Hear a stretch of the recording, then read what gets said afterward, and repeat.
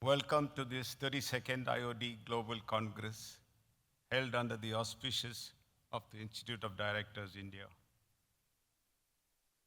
In keeping with the theme for this year's convention, that is the role of boards in a rapidly changing world, I have chosen today to speak on regenerative capitalism, which goes beyond sustainability to renewing and restoring a broken system.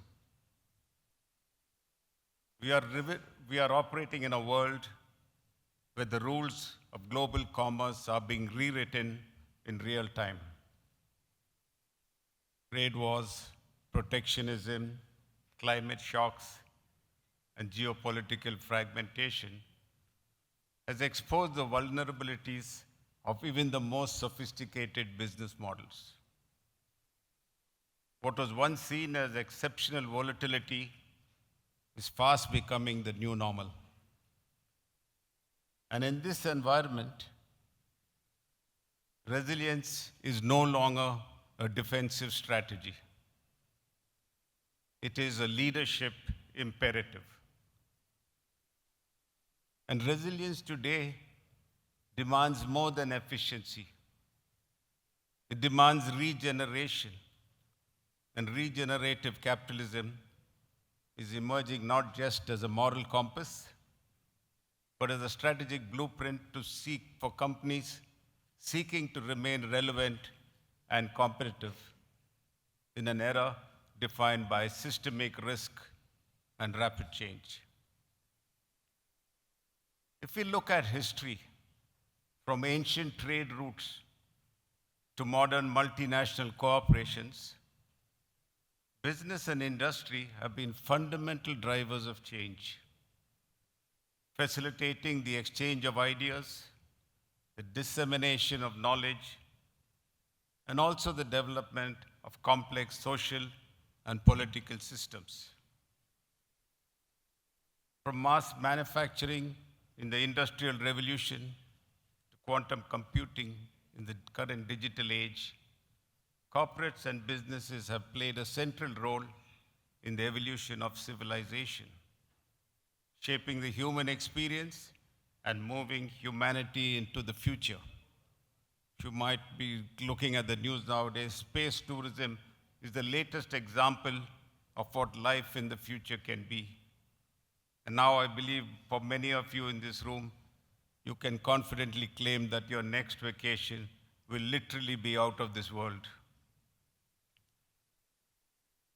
If we go back in history, it is interesting to look at some of the many ways used by our forefathers to make predictions for the future, or at least get a glimpse of it. The ancient Romans used to examine the guts of freshly sacrificed goats to study events into the future. I believe it is fair to say today that we do not study sacrificed animals anymore, but we do sacrifice some of our weekends to build models to predict future outcomes. The human desire to understand and anticipate the future has many approaches. Thankfully, and in some cases hopefully, we are able to differentiate between those with empirical grounding and those that are only rooted in belief systems. However, analyzing historical data provides insights into recurring patterns and developments as a deep understanding of cause and effect relationships. Analyzing data helps us avoid repeat mistakes, helps us make informed predictions, and helps anticipate most outcomes. The future, though, is neither a reflection of the past nor a replica of the current status. The unforeseen can always and at any time disrupt what is established and also establish a new way forward. Business and industry bear credible witness to this complex continuity of past and future. As twin engines, they have been more than instrumental.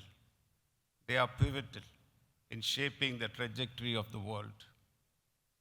In this room of business leaders and in boardrooms across the world, many aspects of this future look dubious and daunting, especially when geopolitical temperatures seem to fluctuate between confrontation and volatility.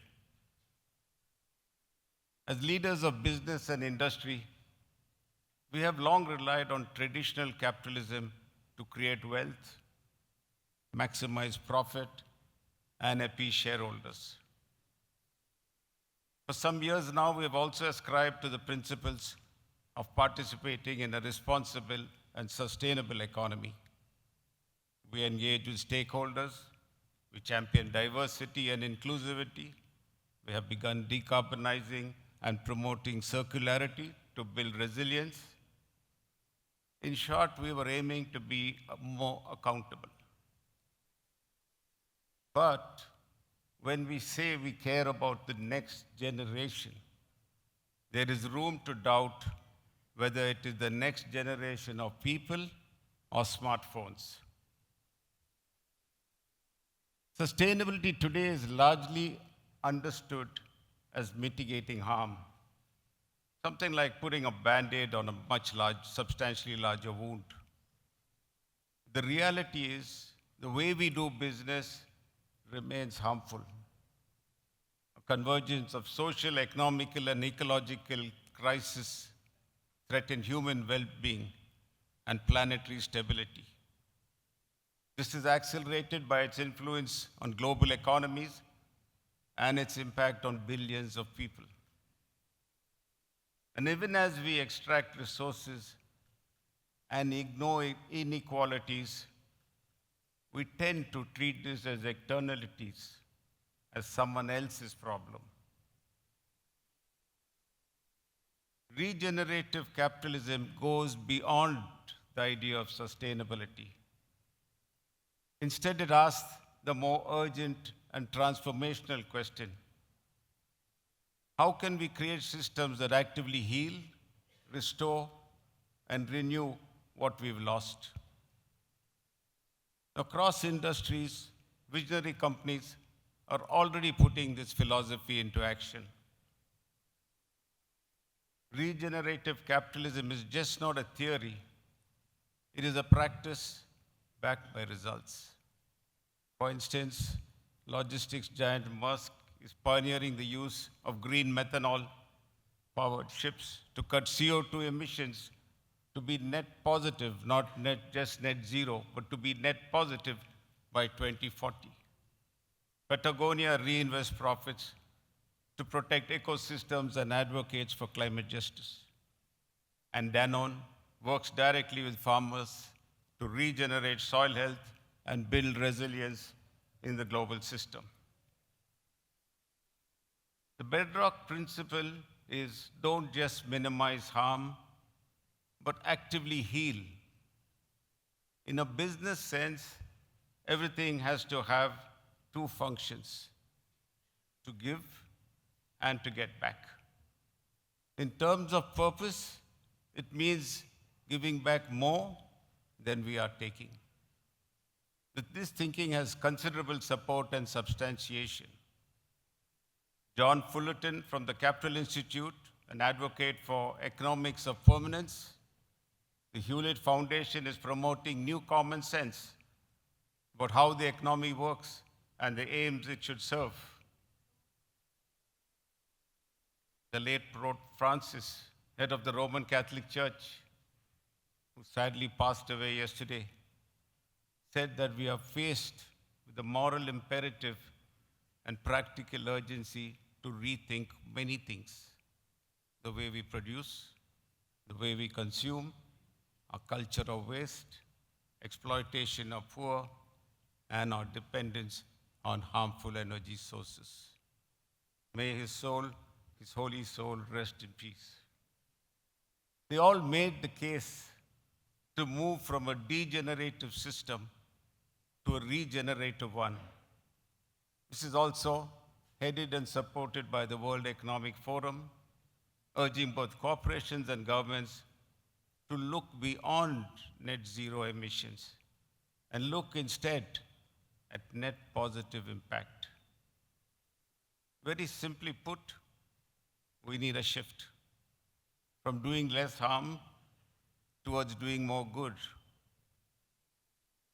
In this context, I would like to briefly touch on the role of sovereign wealth funds.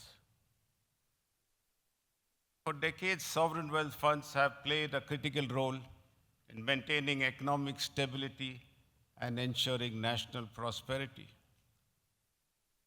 Having lived here in the UAE for over 47 years, I'm proud to note that here in the UAE, sovereign wealth funds have evolved past traditional roles. As key players in the energy and food security, financial technology and sustainable living, through projects and investments around the globe, the Abu Dhabi Investment Authority and Dubai Investment Fund are two institutions leading this transformation while expanding global influence and impact. Their collective assets, estimated at over $1 trillion, underscores their strategic significance, not just as financial reserves, but as agents of change, as architects of new economics. As uncertainty multiplies with energy transitions, technological disruptions, and shifting financial landscapes, and now tariffs, the UAE is not merely reacting, it is leading. What sets the UAE truly apart is the commitment to long-term transformation rather than short-term rewards. With impact-driven investments, sovereign wealth funds are no longer safeguarding capital for future generations. They are shaping a different future for them. Business and industry across the globe has brought extraordinary progress in medicine, literacy, life expectancy, and climate change. We have driven growth, we have built global networks, and have achieved extraordinary scale.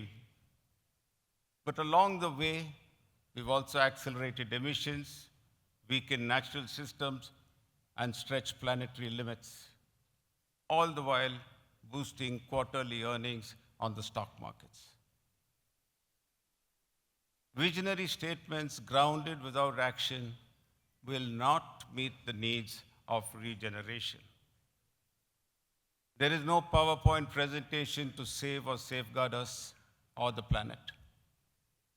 Regeneration requires a great deal of thought and a lot more of action. Much of this is likely to be unpalatable and many parts impossible if we stay focused only on profits.